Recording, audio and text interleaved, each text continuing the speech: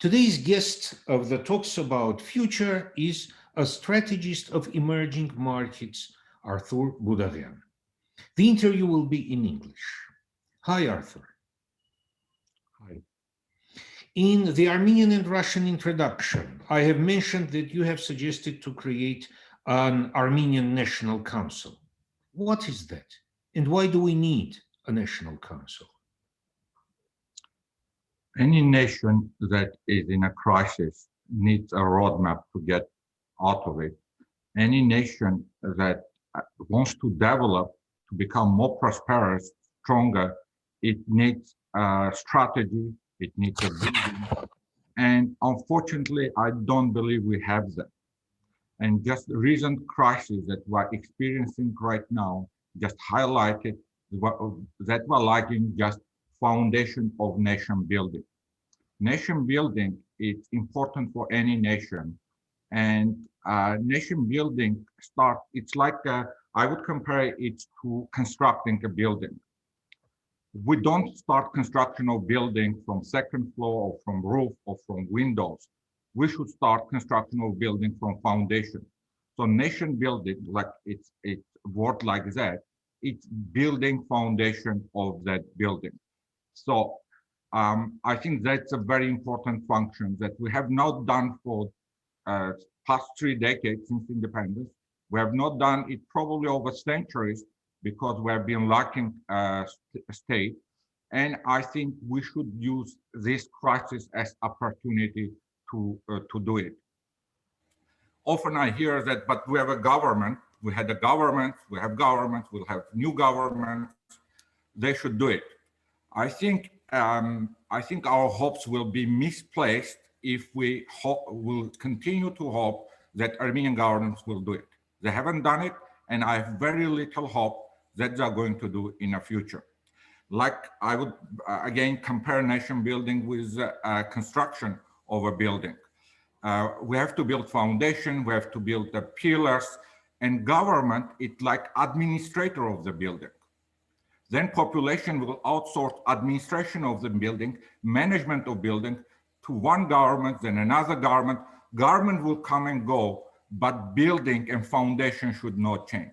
In fact, government should not be able to change foundation of the building, structure of the building, values of the building or material in the building. So we need something that outlasts many governments. And unfortunately, we don't have it as of today. Well, Arthur, as long as I understood from what you told, is that the issue of nation building is an issue where we should have different sorts of ideas about the past, present, and the future of the nation. We should have, these ideas should clash with each other. There should be discussions and debates about these ideas and the future of the nation. And as a result of that is going to come out an ideological framework, which will be the foundation that you are talking about. Am I right? Yes. First of all, I want to emphasize that this council, national council, how I think, and again, I don't mean I have all answers to all questions, but how I envision it, it should be apolitical, not political organization. It should stand above politics. And it should work out vision for the nation and strategy, how to achieve it. Also, it should shape what our values and also build institutions. One key feature of any country and nation is institutions, because institutions, they all outlast governments. Any government in US or France or in Japan that comes to power and rules for 5 or 10 years, they don't change institutions. They don't change foundation.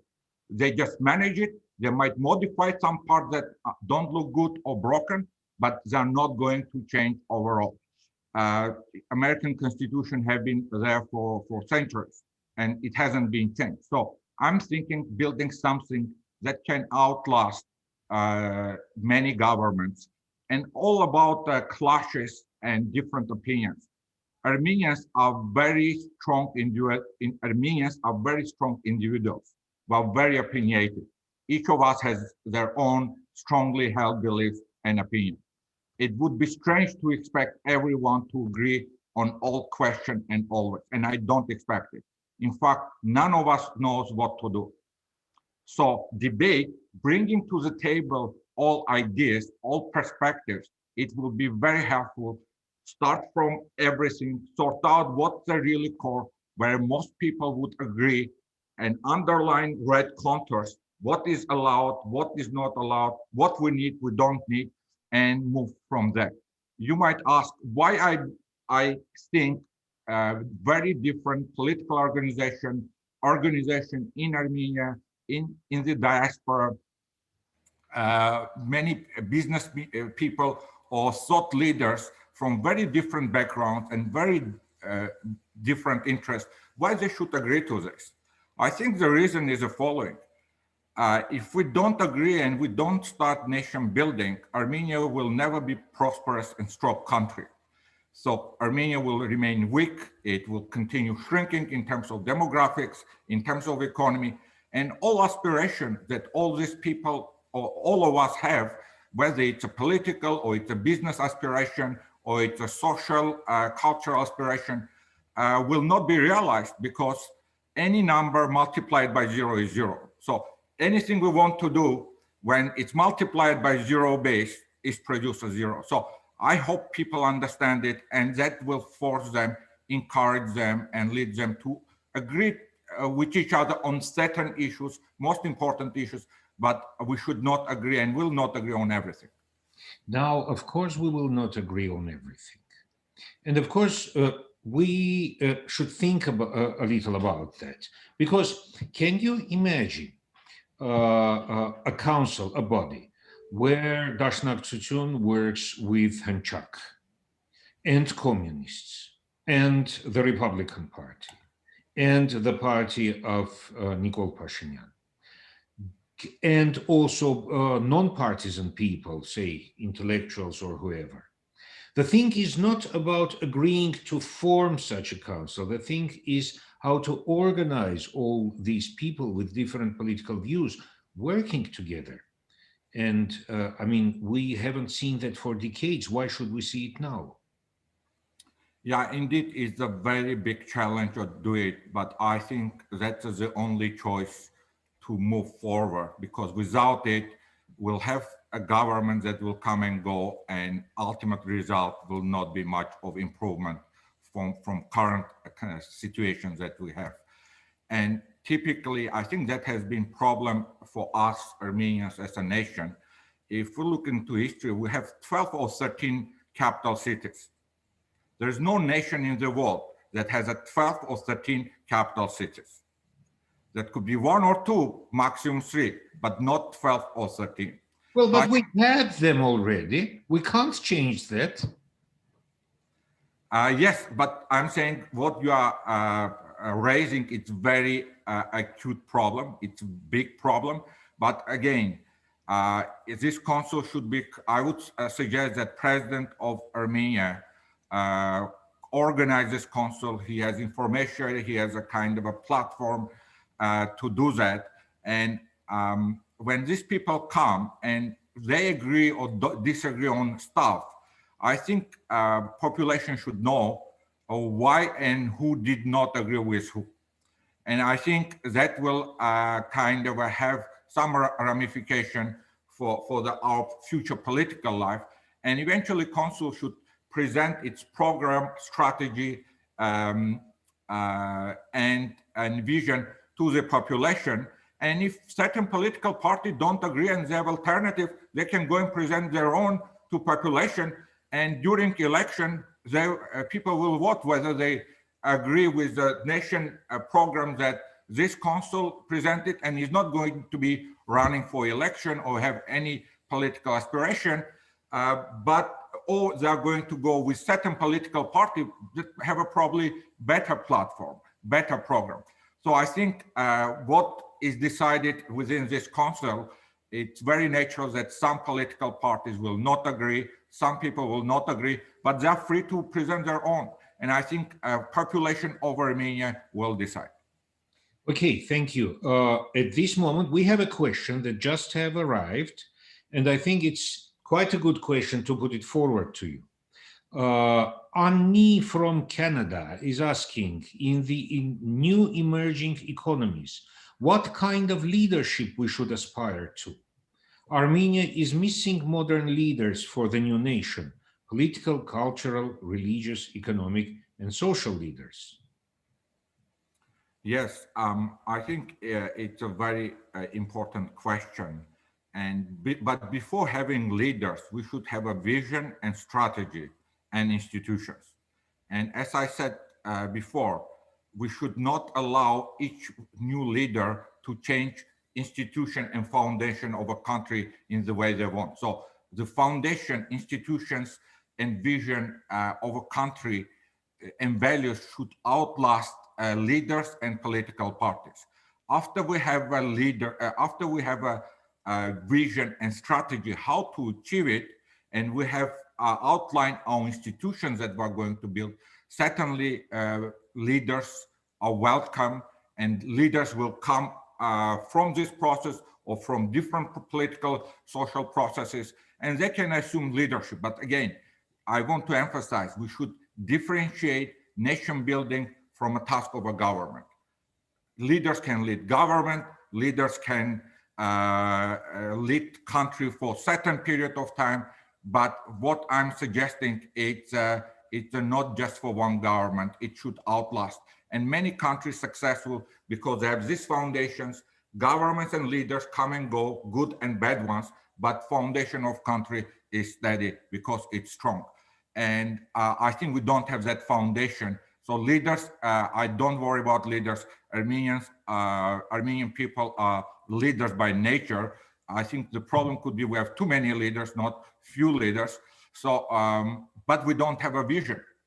For example, the key question, one of the key questions that I think this National Council should address, why it's beneficial to be Armenian in the world, why people should stay Armenian, and why people should continue living in Armenia. Do we have an answer to those questions? Really, I don't think so. And I don't mean I have those answers. But this is a very important question to ask and find the answers.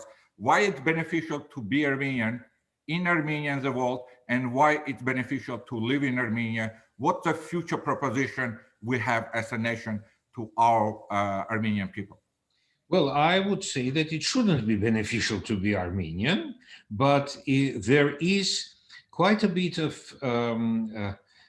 excitement of living in Armenia, especially when you are coming to Armenia after living a decade or a couple of decades in another country. But let me now add a bit of history. The thing is, we have had already an Armenian National Council. It was created in 1917, so more than 100 years ago, and was comprised by members of all parties, except Bolsheviks, who actually refused to participate. So it's not the fault of the National Council, they just refused. And there were also non-partisan members. I can say that formally, there shouldn't be any parallels. Despite a heavy loss in the war, we now have a government. And I'm not talking about how effective the government is. And we probably have the resources to deal with the government. Leave it there, form a new one. And so structurally, we are now in a much better position than 100 years ago. But the National Council in 1917, it existed until 1918, and it ceased to exist after the First Republic was created, which means we cannot have a national government, a national council, or probably we cannot have it as a constant body. Do you think the Armenian National Council, the one that you are a visionary of, should exist for long? Yes, I think what I'm describing, it should exist decades, not years. I'm talking about decades, and it should exist regardless which party or government we have, which party we have in power, or who is a leader. And I think that national culture that we should accept and adopt, that we cannot change everything when we come to power or everyone comes to power. I think that in fact, we have to put in a core of foundation that there is a values and vision and strategy that go beyond political parties. And again, if there is a political party that comes to power or leader that comes to power and want to abolish national council or whatever we call that kind of a structure, that thinking about long-term of Armenian nationhood and a state, people should population of Armenia, voter should decide whether that person did right or wrong in next election. And again, if people decide that it was the right idea, we don't need that, and that government abolish it and move forward with its vision and its vision working, fine. I think eventually Armenians, people of Armenia will decide what's the best for them. Simply they have to have options. I don't think Armenian people have options now. Okay, now let's interrupt for a second our conversation, because I just want to say that after the interview, I'm going to say a couple of words, sort of summarizing the ideas and the visions and what have we seen throughout this cycle of the interviews, which is called Talks About Future. So please don't go away after the end of the interview, because there will be just a couple of minutes of talking after that as well. So let's come back to our conversation now. As you said, the national strategy, the National Council should formulate the strategy and concept of development, as well as the concept of security, and bring them to the public domain. Does that mean some sort of a consultancy company, a model of a consultancy company?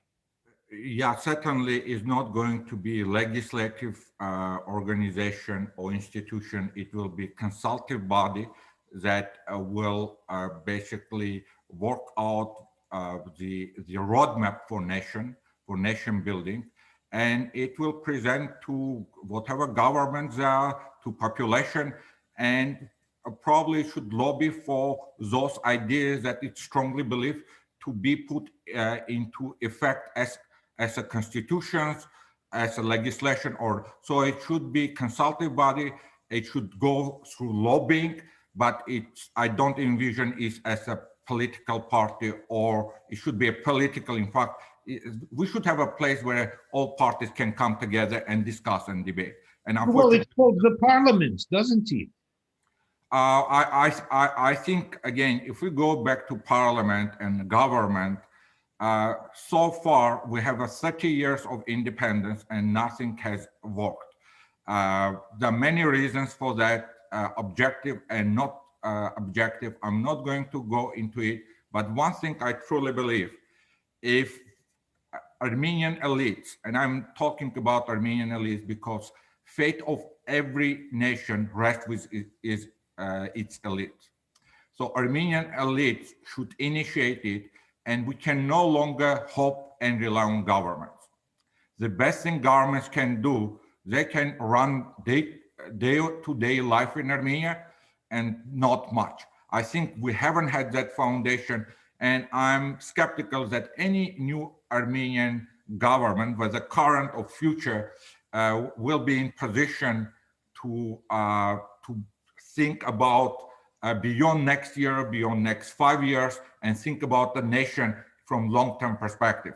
And if we don't do it, we're not going to be successful, because every government will change country and start from zero again. Compare with the constructing a building. Can you imagine buildings that every new construction team comes, is demolished and start from new? How far we're going to progress in that construction. We're not going to much have a progress. And this is what's happening with Armenia in past 30 years. And probably it's not about Armenia. Many countries in a post-Soviet kind of territory have the same problem. So all these countries are lacking vision and institutions that can outlast government and political parties. And unfortunately, Armenia is one of those that doesn't have it. Now, when you say that the responsibility for the fate of the nation is on the shoulders of the elite, does it mean that the Armenian elites have failed? I'm not a judge. Again, I'm just a person expressing my opinion, and my opinion can be subjective, but everything should be judged based on an outcome. What's the outcome we have today? Outcome is not particularly benign, is not positive. So if we take from outcome perspective, and that's the only objective thing we can say, because it's easier to criticize others, and I'm not criticizing anyone. It's easy to criticize about the past, about the present. It's hard to come up with something that is going to be long-lasting. So given we don't have a strong nation and we have many challenges, in fact, we're in a political, social, demographic, geopolitical, and economic crisis, it seems that Armenian elites have not done that. Now, how can we turn this negative into positive? Every crisis, it's bad, but it creates opportunity because people realize that what has been happening, going on in past is not sustainable. Just look around how countries, nations that were defeated in major ways in a war, and they were in much worse situation after the war that we are now in Armenia. Germany after Second World War, Japan after Second World War, how well they have done it. And what was the key to their success?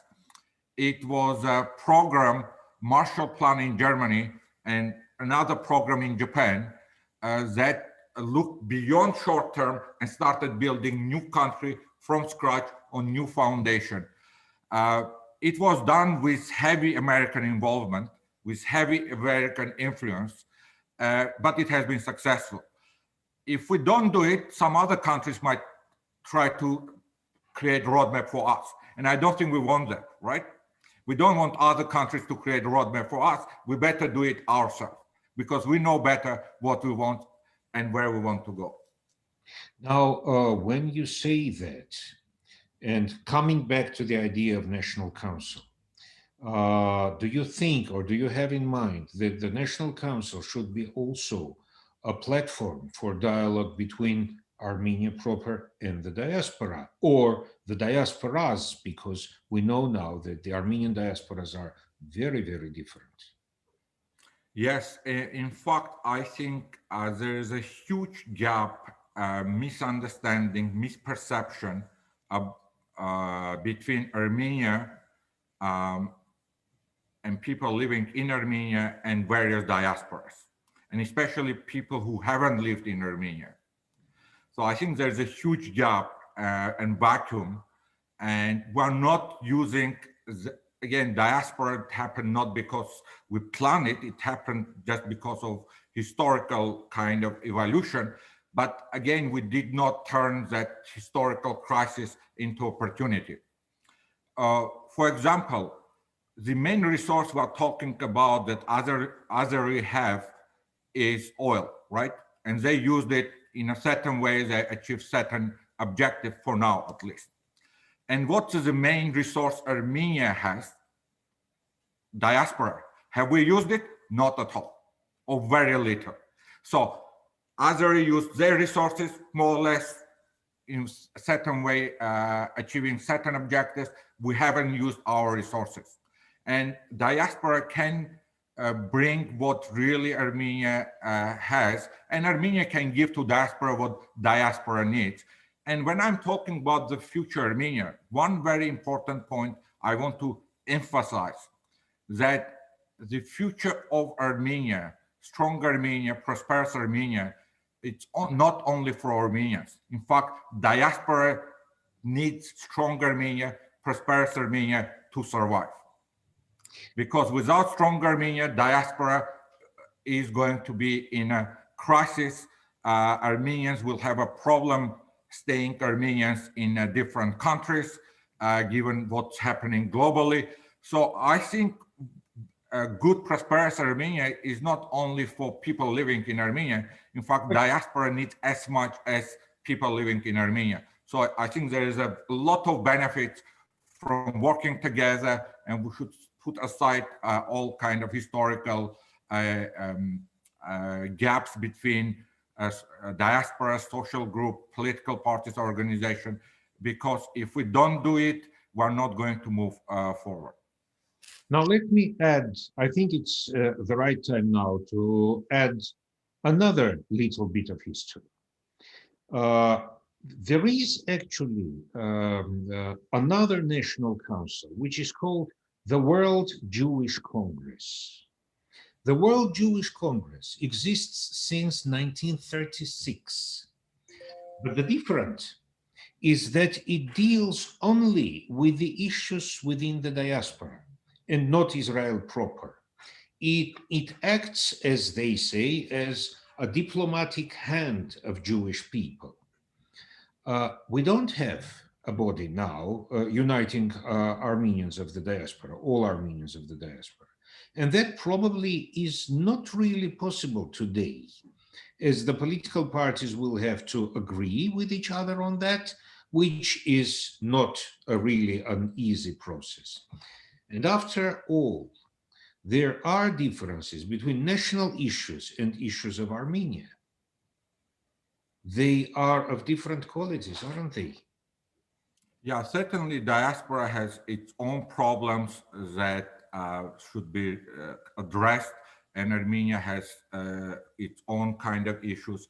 But what I mean that diaspora is a huge resource for me, and everyone knows it. Everyone talks about it. But all conversation about relationship between diaspora and Armenia boils down, it's financial aid or financial investment. It's all about money. And I want to mention something else that goes beyond money, and which is more important than money. It's transfer of knowledge, transfer of skills, knowledge, and information. Just to give you example, what has been happening in past 40 years in China, what made China so successful, because in 40 years, China has gone from very poor country to global superpower. And the key to success of China has been productivity. In fact, productivity is the key to success of any country or company or every individual in any corner of the world. So how China boosted its productivity? It invited global multinationals to come to China to benefit from a cheap labor to produce and sell to the rest of the world, but also to benefit selling to vast Chinese domestic market. In exchange, Chinese companies or government, it was a plan, it was a program, it didn't happen just by itself. They basically got multinational companies to transfer their knowledge and skills and technology to Chinese companies. So Chinese government did not buy by paying money, by basically working with multinationals and putting certain kind of limitations. Chinese government was extremely successful in technological transfer, skill transfer, knowledge and information transfer. So China now are much more efficient in many industries than Japanese or German or American companies. So diaspora has people in diaspora, organizations, companies, Armenians in diaspora have a lot of advantages. They have a lot of skills, knowledge, technology, and that is not being benefited from Armenia. And so knowledge transfer, skill transfer, information transfer, technology transfer is the key how diaspora can benefit Armenia and how Armenia can increase its productivity, which means bottom line, increasing its prosperity. Now, talking about the transfer of knowledge, the real problem is to see whether Armenia needs that. Because we didn't see up to now, I mean, apart from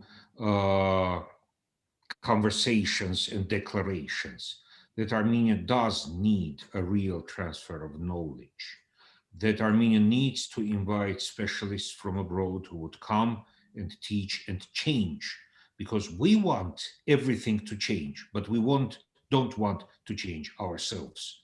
That's a very post-Soviet thing in Armenia. Yeah, possible, but I think Armenians as a people, they are very strong and they are very business oriented. I mean, including in Armenia and especially in Armenia.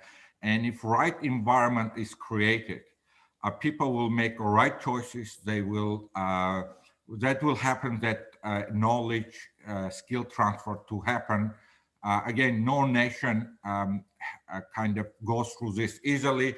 There is always setbacks, and we should not be scared about setbacks. And every nation has a strong part, every nation has a weak part, and was the same. Simply, we have to do it. And again, we have resources that not many nations have.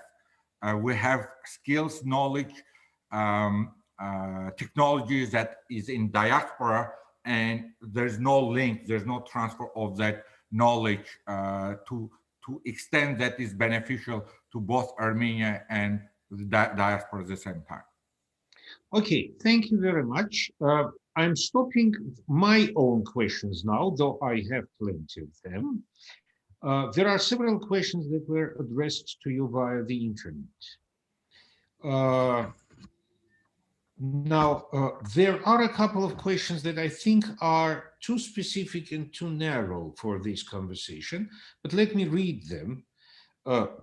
How soon will the government change, update, or modernize the present structure of legal proceedings? I'm not sure you are in a position to see how quick will this change happen. Is there any strategy on changes of customs for the near future? Another element that should be asked from the government. But is there any new strategy to modernize education for both youth and adults? What do you think? I think education is one of the most important things to start, because that knowledge and skills are built during educational process to start with.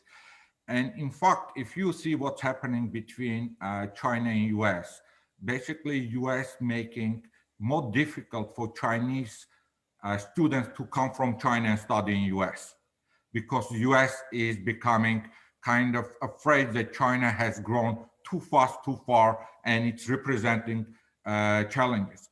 Chinese companies are ready to pay a lot of money to buy companies in Europe and US that have certain technologies that China doesn't have yet.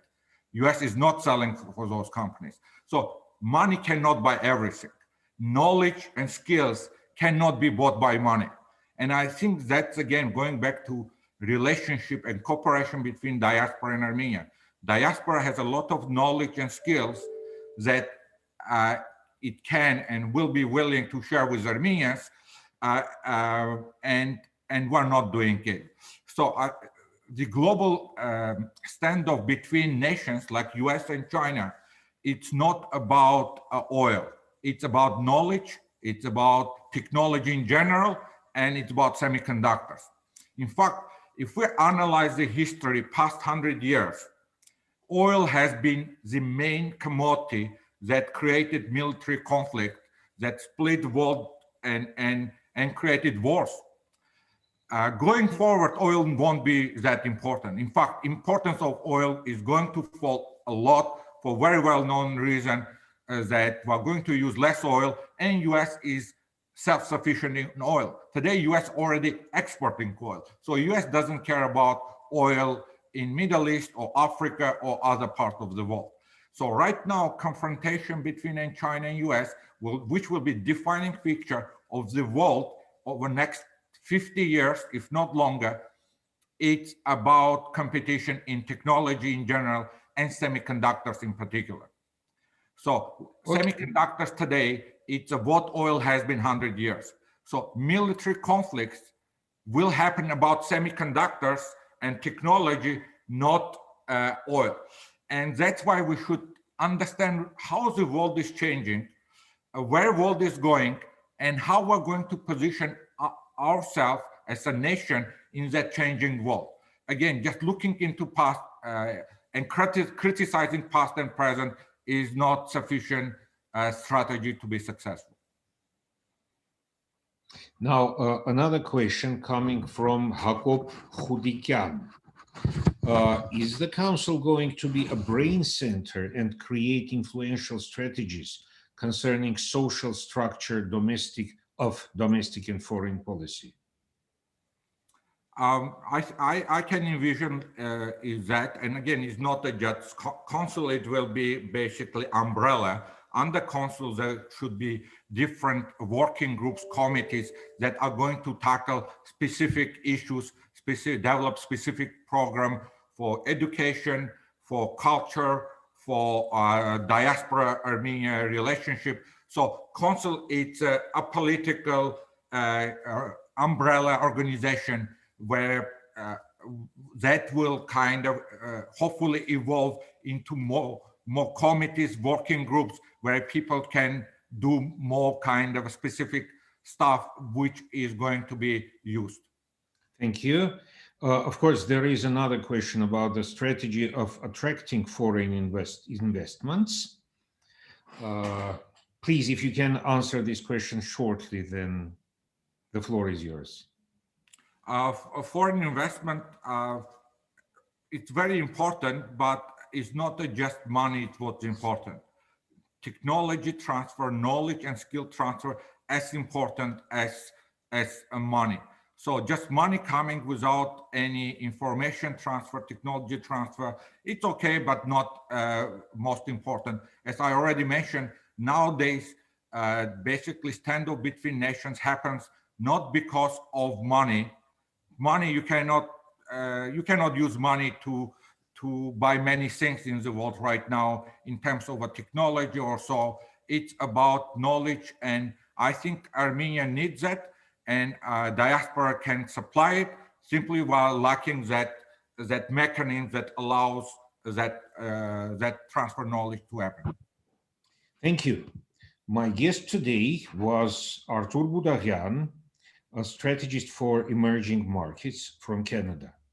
Thank you very much, Arthur, for the conversation and for sharing with us the ideas. And now, please don't go away, because there are a couple of thoughts that I would like to share with you about our past interviews. I will do that in Armenian. Մենք հայերս շատ ենք սիրում խոսել համախմբվելու, միավորվելու մասին։ Երևի մենք երազում ենք, որ վաղ թե ուշ կլինի մի իրողություն, երբ աշխարհի բոլոր հայերը լինեն միասին, կարևոր հարցերին մոտենան, ունենալով միասնական ազգային դիրքորոշում։ Սակայն նույնիսկ համախմբման կոչեր անողները հասկանում են երևի, որ օրինակ Հայաստանի աշխատավարձով ապրող հասարակ քաղաքացին դժվար թե ուզենա համախմբվել կաշառակերի հետ։ Միևնույն ժամանակ պարզ է, որ միջին տարիքի հայաստանցի տղամարդը եւ երիտասարդ համշենահայ աղջնակը դժվար թե ունենան միանալու համար անհրաժեշտ ընդհանուր պլատֆորմ։ Իսկ եթե իրանահայերը սկսեն համախմբվել Երուսաղեմի հայերի հետ, ապա նրանց բոլորին երևի անմիջապես կհամարեն մյուս երկրի լրտեսներ ու գուցե նաև պատժեն։ Ես չեմ ասում, որ բավականին դժվար է պատկերացնել համախմբված դաշնակցականներին եւ հնչակյաններին, հանրապետականներին ու իմ քայլականներին։ Վախենամ, որ նույնիսկ ծանրագույն ճգնաժամը, որում հայտնվել է Հայաստանը եւ հայ ազգը, չկարողանա մեղմել այդ տարբերությունները։ Մենք նույնիսկ խոսում ենք տարբեր լեզուներով։ Ու ես այստեղ նկատի չունեմ արևելյան եւ արևմտյան հայերենները։ Հարցազրույցների այս շարքը ցույց է տալիս, որ մասնագիտական կամ հասարակական հնչեղություն ունեցող հարցերը շատերը նախընտրում են քննարկել ռուսերենով կամ անգլերենով։ Հայերը շատերի համար այսպիսով մնում է տան, կենցաղի լեզու։ Այս ամենը ես չեմ ասում, որ կիսվեմ աշխարհի բոլոր հայերին համախմբելու եւ միավորելու կոչերի նկատմամբ իմ հոռետեսությամբ։ Իմ ցանկությունն այլ է։ Կարծում եմ, մենք պետք է հասկանանք, որ մեր հայերիս մինչև եղած տարբերությունները ստեղծում են մի բազմազանություն, որը գուցե ավելի օգտակար եւ նպաստավոր կարող է լինել մեզ համար, քան միակարծությունն ու միանմանությունը։ Իհարկե, բացառելով կաշառակերների դեպքը։